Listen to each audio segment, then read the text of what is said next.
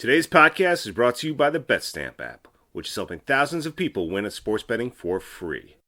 The same way travelers use Google Flights or Expedia to find the best prices, bettors can now use BetStamp to do the same. When you place a bet, the odds given by a sportsbook will determine how much you can possibly win. Even when betting on the same outcome, different sportsbooks will offer varying payouts, and these differences can be huge.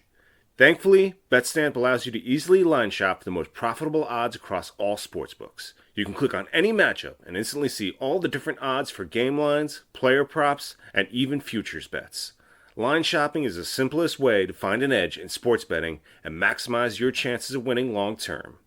On average, BetStamp users win an extra $1,000 plus yearly just by line shopping. You can find the BetStamp app on the Apple iOS Store, Google Play Store, or through your browser at www.betstamp.app.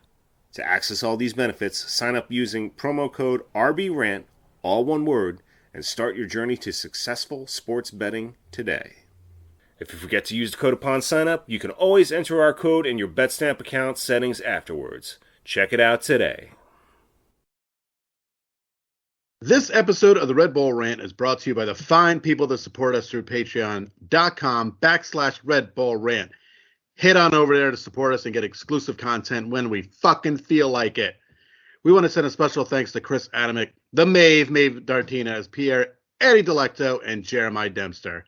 As always, thanks, guys.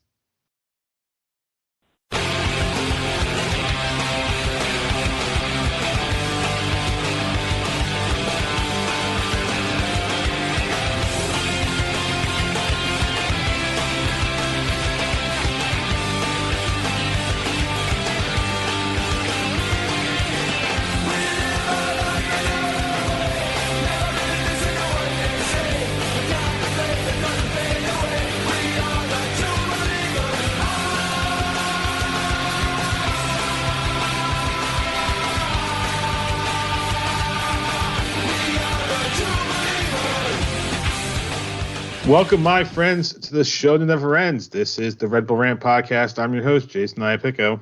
I'm Truman, and this is episode 430, a return of sorts. Yeah, sorts. A return to form, a return of particular people. A lot of things going on. A lot of returns. Yeah. All right, so it's been a while since this show has been on the air in terms of Red Bulls, because 3 games have taken place since the last episode aired. So we're going to run down a away draw at Toronto 0-0, a home win against Montreal 2-1, and then a loss to Cincinnati in the U.S. Open Cup 5-3 on penalty kicks. So before we give our thoughts on those 3 games, Truman, do you have tweets to read out? Oh, boy. We got a few. All right, so let's rewind all the way back to Toronto.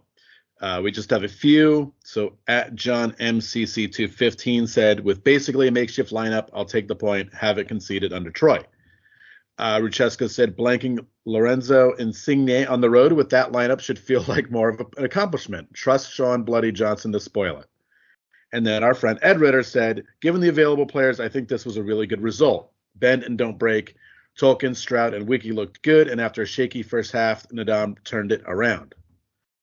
Of course, we win a game, and we only get one reply, and of course, that's from our friend Eddie. Said, welcome to the, I have to say it right, the Lesense, like the Renaissance.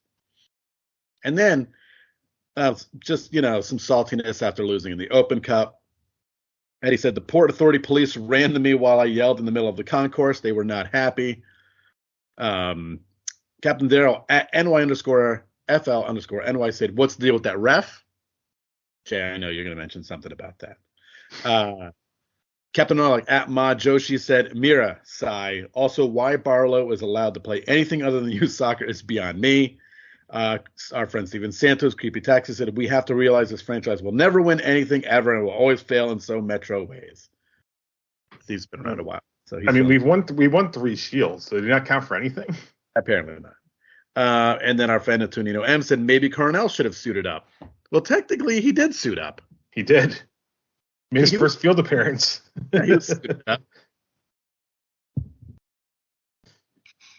All right. So likes and dislikes. We're going to just cover all three games. So start with dislikes. Truman, what did you dislike about these three? Again, not enough goal scoring, but maybe that's going to change now that the team's back to full strength. I'm not going to go crazy over the Open Cup because they played on Saturday, So you played their starters, got a good result there. But you just got to see more balls in nets. I mean, that's the goal, isn't it? Balls in nets.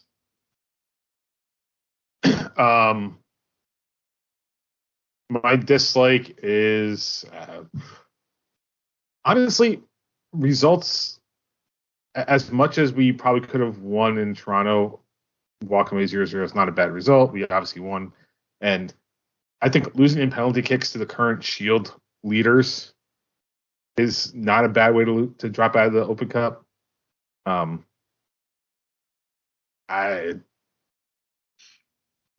don't know. Honestly, I don't think there's really much to dislike about these three games. Weird. It's weird because I usually have. I mean, don't get me wrong. Referees we're going to talk about, but I don't want to make that the focus. Right. I mean, from the Red Bulls' perspective, I honestly don't think there's much to complain about over the last week and a half. I mean, we could score more goals, but I'm talking in general terms. I think where we are in the Troy Lesense era versus the end of the Struber era is a marked improvement and sorely needed, and I don't want to take away from that. Yeah, I think the only thing that's frustrating when with the scoreless draw, I think the only thing is we're so far behind right now. The team's playing catch up, so you would have liked to gotten 3 points out of there. But if this team was sitting in like 7th place, you would have been like, oh, scoreless draw and a home win is great. That's what you'd expect to get. See, to me, a scoreless draw on the road when you're missing already 7 guys, and then on top of another 3 starters due to yellow card accumulation. To me, that's not a bad result, even if it was against Toronto. Mm. I mean, I'm looking at the standings right now. We are 2 points off a playoff spot after 4 points in the last 2 weeks or the last week. Soccer, baby. So, I mean, yeah, we're not in a great position standings wise. But to me, I think we look much better, and that's the more important thing. There's still, as much as we've played 14 games, there's only 20 left in the league. That's still a lot of time to make up ground in a league where 9 out of 15 teams make the playoffs for the conference. Mm-hmm. So we have time to make this up. So I'm not at this point, not too concerned about making the playoffs. I feel like at the beginning of the year, like you have to try to miss, right? It's harder to miss the playoffs than it is to make. True. So I'm not too concerned about making the playoffs. Right now, the big thing is, are we going to take a step forward? And I think so far we have. And actually, I'm going to use that to bounce into my the Montreal game, we owned 50% of that possession. When's the last time we saw the Red Bulls have that much possession and win a game? Yeah, that's not how they play. No, it's not. And actually, I'm going to get the exact possession, 51%, right? So it's not like we were 60%, whatever. But I don't even remember seeing those kind of numbers at all under Struber. I think the best we would have gotten was around like 45%. Yeah. Our passing stats have been up. I mean, look at the Montreal game. It wasn't great. It was 68% accuracy, but in general, we've been playing better. Our passing percentages are up. We're actually attempting more passes, which to me means that we're holding the ball. And on a few of the broadcasts, the analysis guys made a good point. You can't press 90 minutes because you're going to run out of energy. One way to conserve it is to hold the ball. Because when you are holding the ball, you dictate the energy level of the game. Yeah. And so you can take your foot off the pedal a little bit and hold the ball, and it's perfectly fine. I wasn't here for the show, but one of the things I was going to talk about for the NYCFC match was you look at those stats. They had, I think it was somewhere in like you know what, I'm going to bring it up since I have Google right here. So they had 69% of the ball. New York City had 639 passes with 85% accuracy. They scored 0 goals. They had 1 shot on target for 90 minutes. To me, sorry,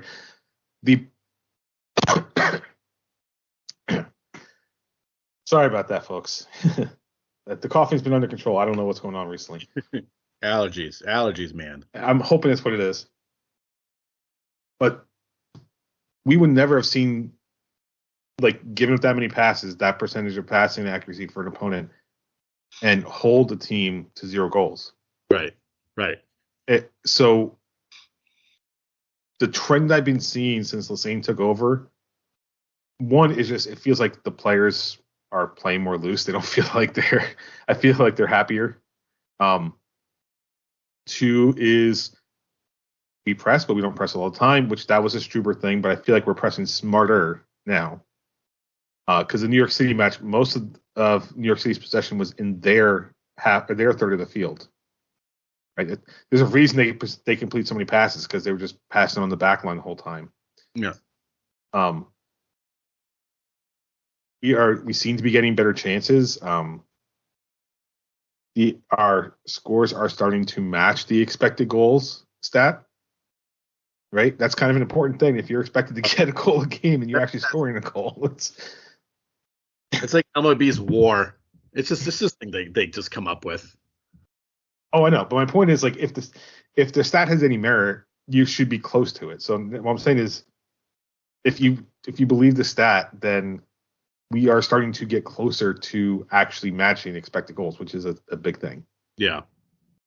When we do have the ball in the final third, me personally, I think we're getting better chances.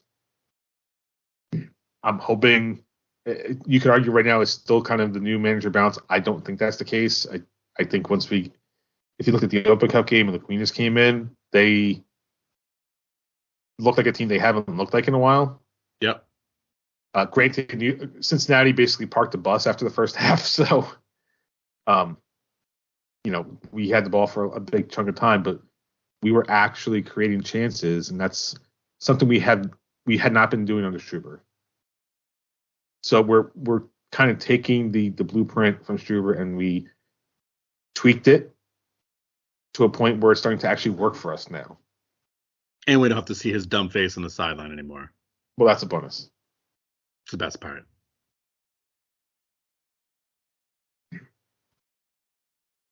So that was my like. Wow, we really got into it. So I did. I kind of just went off the rails. I don't even know. Like is just going to be the same as always. Defense is still playing really well. Like you said, we're not giving up a lot of chances. We're not giving up a lot of goals.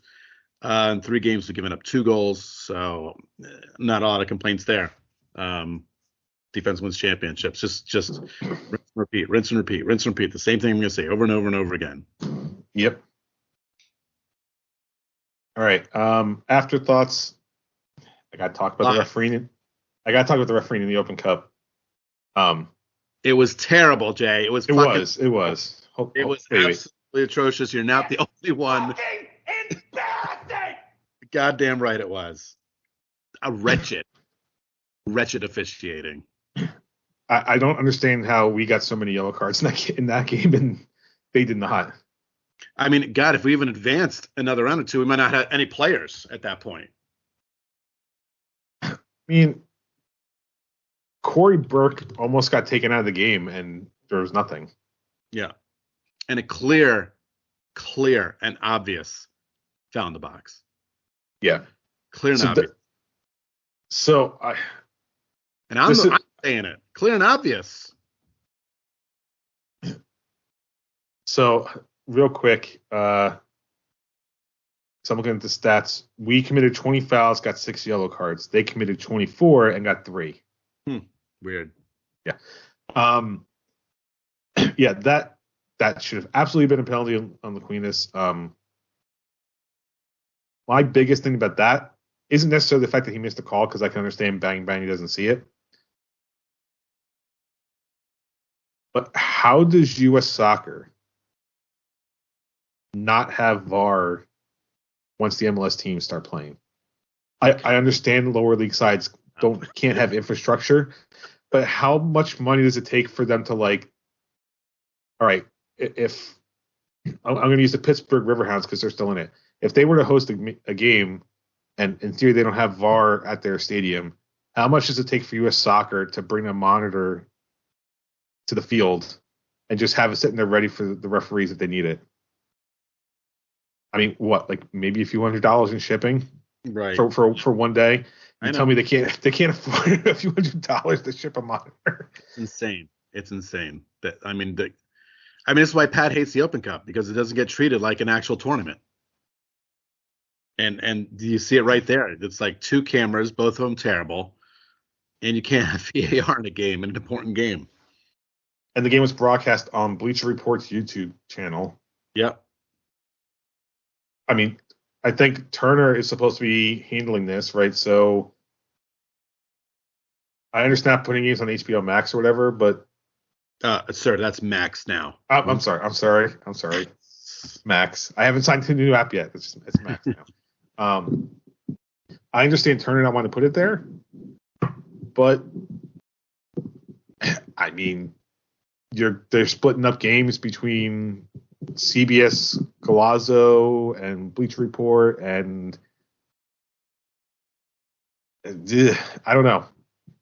It just doesn't make sense. In 2023, right? This is not the FA Cup where we're going to have possibly like 30 plus games for a round. Right. I think the most, maybe 16 at most, right? When we hit the round of 32. Yeah. It's very easy to just have every game broadcast. It's not, worst case, you have 2 or 3 cameras and a laptop streaming. It's not that hard in 23. They just don't give a fuck. Plain and simple. They just don't. Yeah.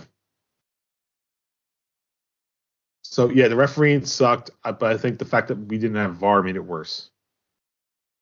Yeah. All right. So we got to talk about one more thing. Okay. We got to talk about Dante Van Zier scoring a goal. Because when he scored a goal, all the crowd was super happy and loved him again. So weird. So weird that just treated like a hero after he scores a goal. Now, he played. I'm assuming his teammates have welcomed him back. It's either welcomed him back or begrudgingly accepted him back. Well, if you go according to the press release that the Red Bulls put out before the Montreal game, the players held an anonymous vote, and every single player voted in favor of him rejoining the team for the games. So if you take that at face value, I have to think the locker room has accepted that he has taken responsibility and is taking steps to address the problems. And they're satisfied with where things are. Yeah. I don't know. Which is fine. I just find it funny that he scores and everyone who was ripping on the guy and justifiably ripping on the guy was celebrating his goal, and the whole crowd was going crazy. I'm like, well, we all hated this guy, remember? We hated him.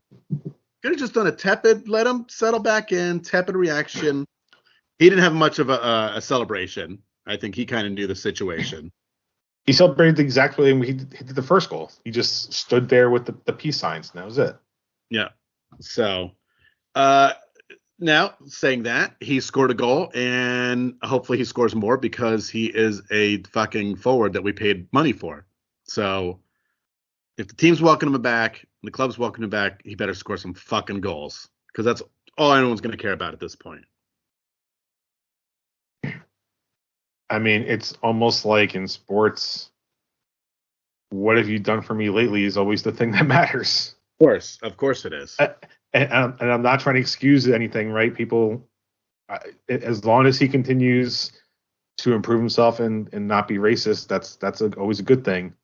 But I mean, fans are going to support the players that are, and I think here's the thing: if it was clear that he was not taking steps to address the problem, right? Like if something that leaked said they set up these DEI courses and he didn't go to any of them, kind of thing. Right. And people still cheered him. That would be a whole different issue. Yeah. The fact that he is taking steps to address things, and it's important that when people are improving, you do not shut them out, right? Because you got to foster that improvement. Right. You're correct. Yep. So it was slightly weird, but I think as long as he continues to improve and nothing ever comes out that he's, said basically fuck this shit, I'm just going to stop learning and improving, then I'm okay with cheering him as long as ultimately we hold him accountable still for what he did and for improving from that point forward. Yeah, so. Don't Rafa Marquez this, where that dude kept fucking up and this team kept giving him chances. Get your shit. Horrible mistake. We pray we all learn from it, become a better person, and let's all move on together. Well, that was the Hans Bach era. There's something different there. God. So, now we can move on. Yeah. All right. I don't think I had any other afterthoughts for these games. So. No. All right. The pain index, I did not put it out. Honestly, I kind of forgot. I think we would have been like a 1 or 2 anyway after the week we had. So I'm just assuming it would have been a much better score than what it's been. Predictions, we each got a point. I had called the draw in Toronto. You called the win at home, but neither of us got the score right. Yep. So we each got a point. So that puts you at 7 and me at 5. So there we are. All right. So double match weeks are still continuing with the Red Bulls because MLS doesn't know how to fucking schedule shit. And they'd like to put us in as many games as possible because of the League's Cup. So Red Bulls are traveling this Saturday to take on Seattle Sounders. That game will be 10:30 p.m. Eastern Saturday. 10:30 p.m. Eastern on Saturday. Seattle is coming into this game currently sitting number 2 in the Western Conference with a 7-2-5 record, 23 points, a plus 7 goal difference. The good thing for the Red Bulls, though, is that their last 5 league games are not been great. They have a 1-1-3 record. So a little bit of a downward trend that may lead to some good things for us. Truman, what do you think is going to happen when the Red Bulls travel out west for the first time this year? Nothing against this team that's showing signs of improvement, but there is no reason to think this team's going to get a result. Having played on Tuesday, having played on the Saturday previous, and now you have to fly completely across to the other side of the country to Seattle and play technically what you'd consider a 10:30 game, for everyone who lives on the East Coast. This is a tough result. I mean, maybe if they had the whole full week off, I'd feel a little bit better. Which Seattle does because they didn't play Open Cup they were out already. Right. So, I mean, you have a team, right, that's sitting there at full rest. I don't like it, but I mean, this is your typical 1-0 loss, isn't it? This is the team's going to play pretty hard. They're going to give up one shitty goal, and I think it's just going to be tough to fight out of it. I think it's going to be a really tired team you're going to see on Saturday. Yeah, playing midweek and then having to play 30 minutes and penalty kicks can drain you. Yeah. I want to say we're going to get a draw at least because I feel like this team has been playing with a little more purpose recently, and that could translate into good results, especially on a team that's been on a downward trend. But I think I need to go with what you said in a 1-0 loss. It's just, this is kind of just the perfect. I think regardless of the opponent in this particular case, it would just be the perfect trap game because one team is coming in fresh, one team is coming in off of having to play 30 extra minutes. A 1-0 loss, I think, is just kind of fitting for this. I think we'll still put in a good defensive shift in general, but I don't see us winning or getting a draw because of having played midweek and a bunch of other factors. Yeah. You know what I just realized? There's one thing we didn't talk about from the recap. Carlos Coronel coming in as a field player. Oh, yeah, that was fun. That's a little fun moment. Yeah. So I don't know. I don't remember. I don't know if Troy Lesense ever said why. I think I imagine the reason they did it was because Ryan Mary was sitting on a yellow, and God forbid something happened, and he got a red card during the penalty kicks. They needed somebody in there to step in. But I love the fact that the report was that one of the kit man went up to the Bull shop at halftime and made the Cornell jersey in the Bull shop to have it ready to go. And then apparently amazing. And then apparently the team is going to auction off or something the jersey. Yeah, I saw they were doing like a thing on Instagram where you can get like an autographed field jersey. Yeah. And I texted you during the game. It's like it reminded me of, and I was not a fan of the team at the time, but back in, I guess it was like the MLS 1.0 era. This was during the I don't even know what they called those kicks at the end of the game. The games that were tied from like the 30-yard line kind of thing. The breakaway goal. Is that what they called them? I think so. Okay. But they had a specific rule at that point where you could sub in a goalkeeper. So Eddie Gavin temporarily became a goalkeeper just to get him into the game.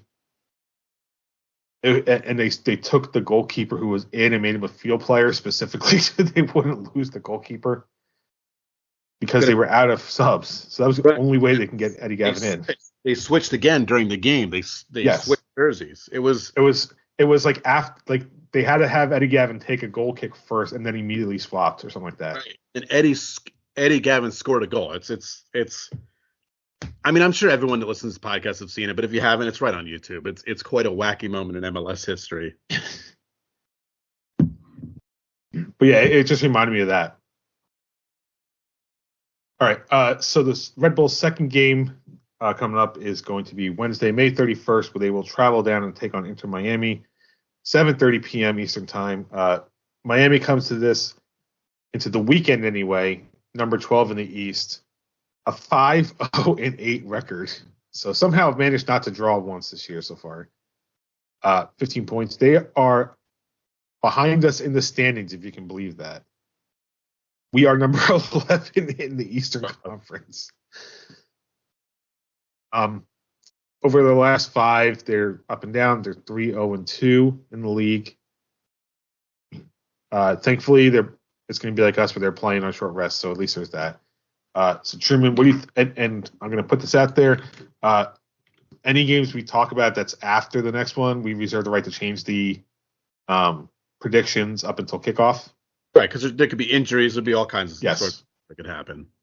I don't think we I mean, neither of us changed it, but I think we didn't caveat it. So anybody that's new to the show, right? We do these prediction standings, but we always give, like, if we do 2 games in a week, we always caveat the second that is at this moment in time. So anyway, with that being said, Trim, what do you think will happen midweek against Miami?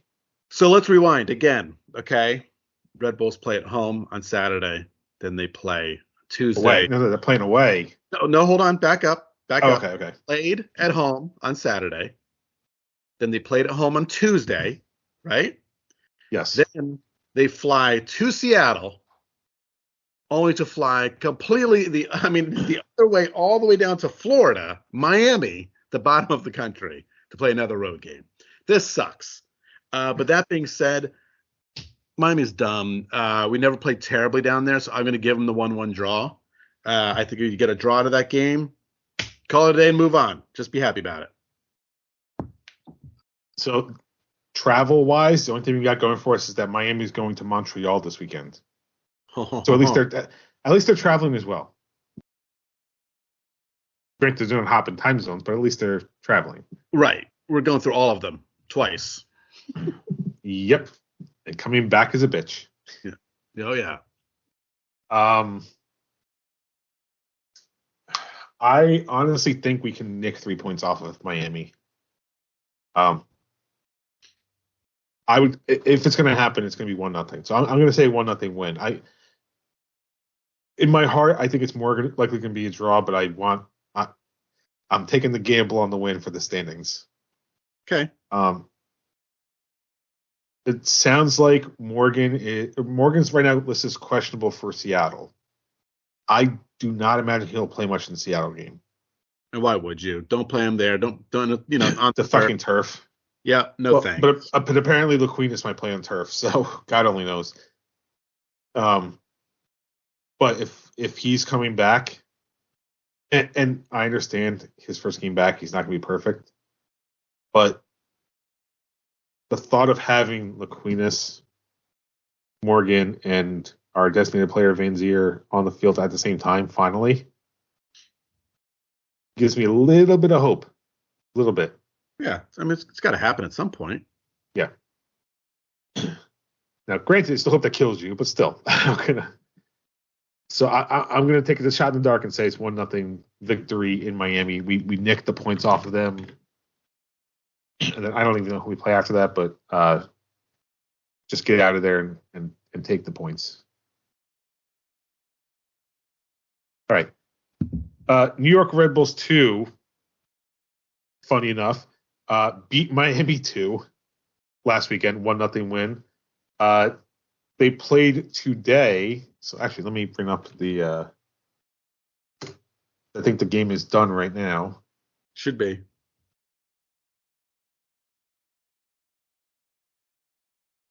And of course, it's not on the screen because that's, stupid website design. All right, let's see. So they played today. They went down to take on Huntsville FC, which is the 2-1. Nashville. They won 2-1. Twitter power.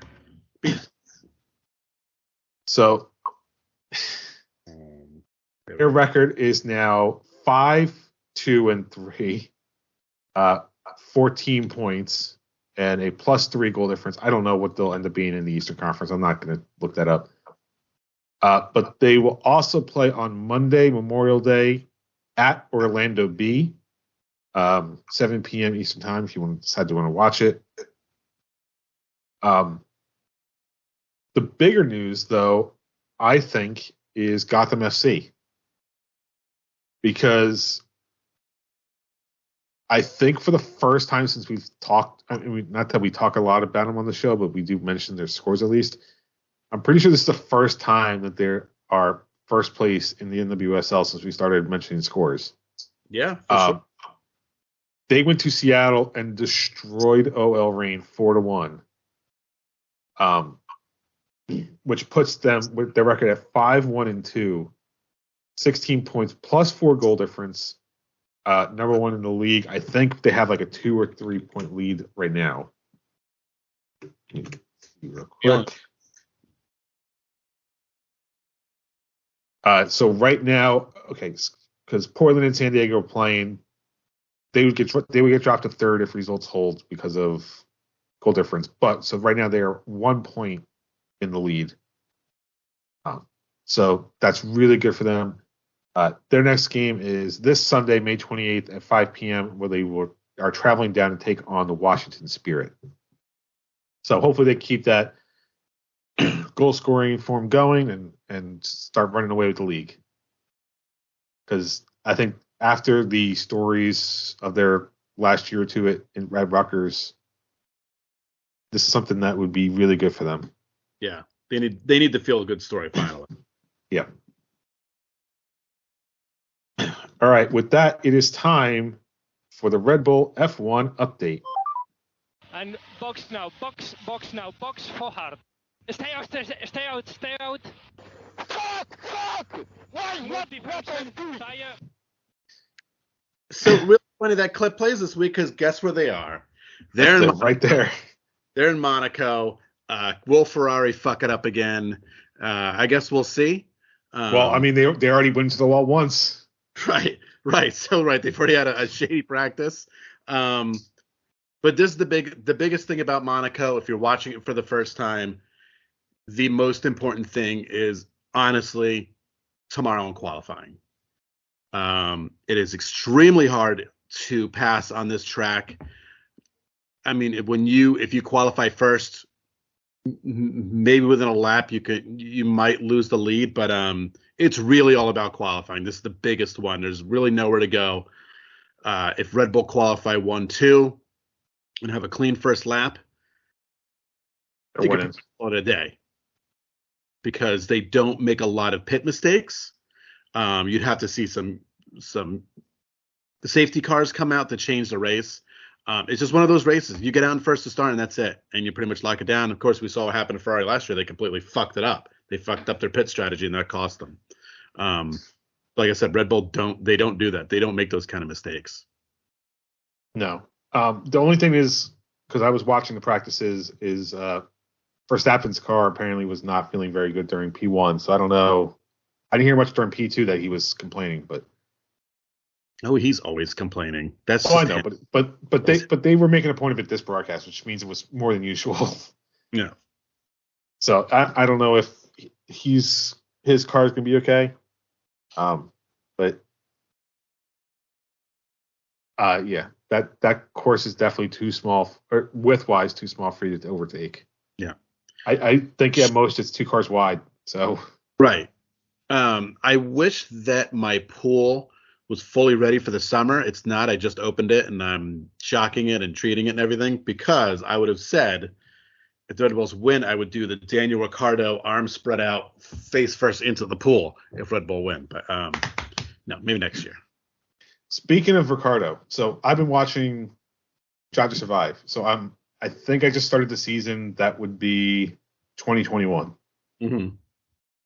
Right. So I know I'm 2 years behind. How did Ricciardo go to be the alternate driver at Red Bull? How is he? What the hell happened to him? Well, you'll see every year there's so much driver shifting going on, except for like the big names.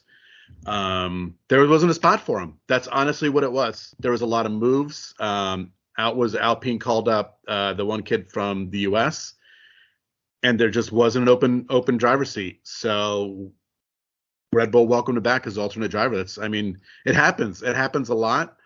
You could see next year there might be a spot open up and he takes it. But I know he's older, so a spot. But yeah, right. He's an older guy. A lot of teams are like, let's give the younger drivers a chance, because those guys are going to be the future of Formula One. But I'm glad he's back with Red Bull, which I think is awesome. It's where he belongs. And everything on Instagram, he's just having the fucking time of his life. So don't you worry about Daniel Ricciardo. He is enjoying life. I guess he gets to be an F1, but not have the pressure every week. So, but he gets to be do all the ads and the videos and everything like that, and be kind of the face of the team. And so, because if he has to step in, he has to be ready to go. Right. Yep. Okay. I just didn't realize he was, because hadn't heard his name and I didn't think anything of it, and then all of a sudden I saw he at the Miami Grand Prix. I'm like, what the fuck is he doing as an alternate driver? That's yeah. So if you are not into F1, it's okay. Definitely check out the race this weekend. And if you have Netflix, check out Drive to Survive. Even if you don't actually want to watch F1, Drive to Survive is still a great series. And then just watch this weekend. It's the coolest looking race. Like I said, it sometimes is not that competitive, but they're driving around yachts. It's like one of the coolest things you'll ever see. And apparently somebody blares a boat horn anytime they enter the pit lane. So yeah, and all the celebrities are there. It's so bougie. It's the life that none of us will ever have. But it's a fun watch. It's really one of the biggest races it is the biggest race of the year. I'm still waiting to see Vegas at night with the lights and everything. Yeah, absolutely wild. Yeah. All right. With that, it is time for the dumping ground. I'm the trash man. All right. So the only thing I have is United States in the U20 World Cup. They've had a perfect group stage. They went 3 wins with 0 goals allowed. 1-0 versus Ecuador, 3-0 versus Fiji, 2-0 versus Slovakia. Their next match is going to be on Tuesday, May 30th. Opponents still to be determined because the rest of the group stage has to finish out. Honestly, I haven't watched, but this is a really good showing because I think this is the first time we've qualified for the U20 World Cup in a long time. And to have this kind of a display, now granted, this will not translate directly to the senior team in a few years, but to have young players in these sort of high pressure international games and actually performing is going to be a benefit in some way to the national team when they make it there. Oh yeah, and it's big. Yep. So I may try to watch the game. I don't even know who has it. I guess Fox has it. I don't know. Whoever it is, I may try to watch that game on May 30th. I think BN Bleacher Report, Fox Sports World has it. Now I want people to give us their craziest TV station name to cover it. They're going to cover it on Fox Football Phone In. What a fucking show that was. Let's just bring that back. What a show. All right. Do you have any different jumping around? Because that was all I had. Actually, there was something I was thinking about. Oh, yeah. Okay. I got one more thing. Yeah, I got nothing, so go ahead. Okay. So if I rarely talk, I don't think we ever talk video games on here. If you own a Nintendo Switch and you like open world games at all, go out and buy Zelda Tears of the Kingdom. You do not have to have played Breath of the Wild, although it would probably help a little bit. That game is slightly pricey. It's $70, but from what I've played so far, it is worth every fucking penny. At $70, and right now there's no DLC. The world is basically tripled in size from Breath of the Wild for only $10 extra. I mean, that's huge. Yeah. And the gameplay mechanics they put in, so there's an ability called Fuse where you can take two objects and put them together, and so you've got people like literally making cars in the game, taking a bunch of logs, putting them together, and making like a mile-long bridge with logs. Like, just look, if you go on YouTube and look up Tears of the Kingdom, and you'll see what people are doing, and it's such an open world sandbox that I don't think has ever really been delivered before. Like, GTA was one of the best open world games when it came out, but it has nothing on Tears of the Kingdom in terms of what the Zelda game can do, or what it allows you to do. I mean, it's like the perfect like fantasy magical world game that's, as far as I know, that's been out. I'm just waiting. I'm just going to get the next Star Wars game, but I don't have the money for it right now, but I will someday. Yeah. Well, I love playing Breath of the Wild, so I've been waiting for it. So as soon as it came out, I bought it. So, all right. With that, it is time for Pat's Betting Corner. Hey, what's going on, everyone? Welcome to this week's edition of Pat's Betting Corner, brought to you by BetStamp. All right, here's some of the action I'm looking at. This week, I like Minnesota at home against RSL. Right now, Minnesota only has one win at Allianz Field, but I like them to break out of their home funk this week. Checking out the BetStamp app, the best odds you can get are plus 100 over at FanDuel. As for other action, I'm looking at Nashville getting the win at home against Columbus.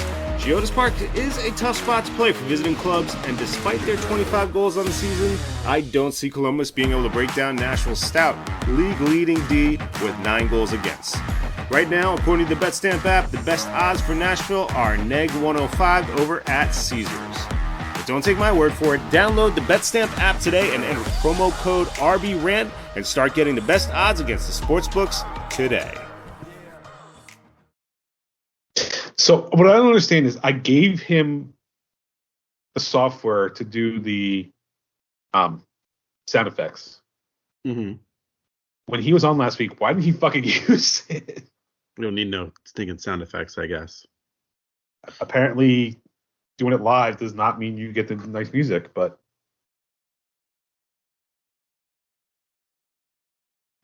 so like Truman always says, bet with your head. That's right. Heart. That brings us to the last segment of the show, Truman's Terrible Team of the Week. That's terrible. Well, One, Kansas City is awful. And two, St. Louis is good. And that led to a 4-0 shellacking on Kansas City, on the Kansas City Wizards, on the Wiz, on Sporting, whatever you want to call them these days. They got properly beat down. But I guess that's what expected because they are absolutely terrible. Do we play St. Louis this year? I don't think so. Know. I wish Kansas City was. I have the predictions up here. No, I do not think. It does not look like we play St. Louis this year. Nor do we play Kansas City. Like, that would be a good 3 points. All right. Anything else? Nope. Okay. You can visit us at patreon.com/Red Bull Rant. $1 a month is all you need for exclusive content, such as live wrap-up, monthly wrap-ups, live post-games, anything we decide to do. Which, by the way, I think with Ted Lasso coming to an end soon, we should do a Ted Lasso episode for the patrons. Should I probably catch up to that show? Oh, how far behind are you? Very. Oh, okay. I just need a good solid day off to watch them all. That's all. Are you waiting for like the last one to air so you can just blow through it in one shot? Well, I do like doing that. I do like them building up, and then I watch a whole ton of them. So we have not watched the latest one yet. My wife is like, because I'm too afraid to end. That's why she haven't watched it. I did watch the newest episode of Letterkenny, and that was hilarious. Wait, so the special episode's out? Yep. Okay, I guess I got to watch them this weekend. Yep. All right. If you want to email us, redbullrant@gmail.com. If you want to call us, 973-348-5329. Leave us a voicemail. We'll play it on the show. Facebook.com/RedBullRant. On Twitter @RedBullRant. At Dr. Stooge. At the Truman for Truman. And Truman is once again joined by his special co-host, who apparently decided to not be right next to him, but not just wreaking havoc as always. Yep. You can subscribe to our show via iTunes, Stitcher Radio, YouTube Music, YouTube, SoundCloud, Spotify, pretty much anywhere you can find a podcast. Last words before we get out of here. Yeah, if the Red Bulls do suck this weekend, at least we have All Out on Sunday night, so I'm looking forward to that. That should be worth watching. It's Double or Nothing. I don't know. AEW, they have like 4 pay-per-views. I know I'm getting wrong. But anyway, it's Sunday. I thought it's All Out. Double or Nothing, I thought was the first one. But like the first year was Double or Nothing, and everything else has been All Out since then. No, this weekend's Double or Nothing. All Out is Labor Day weekend. Anyway, AEW, big pay-per-view on Sunday. That's going to be awesome to watch. That being said, I hope we get positive results. I want to feel good about this team. Struber's gone. Nothing but smiles and joy. So that being said, I don't know. Just make me happy. Make me happy this week. I want to do a fun podcast. All right, fun podcast next week. Red Bulls, fucking do it. Red Bull Racing, do it. Win. Fun cast. That's what we want to do. We want to do fun casts. Yeah, fun cast. All right. For me, I didn't talk about it, but Everton, please just fucking do your job and don't get relegated. All right, so for Truman and myself, this has been episode 430 of the Red Bull Rant. Thank you guys for tuning in. As always, go Red Bulls. See you later.